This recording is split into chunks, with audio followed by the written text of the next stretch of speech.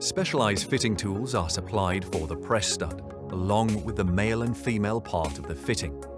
These are some tools that may help when fitting the boat cover.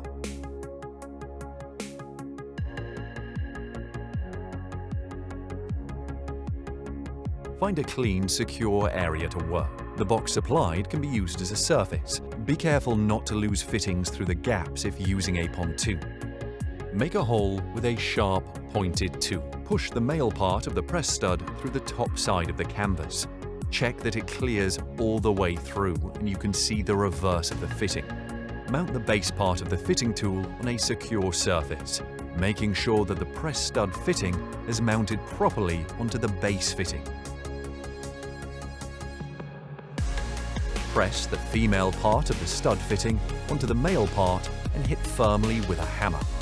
Check to ensure that the male part is crimped over correctly and that the press stud cannot spin.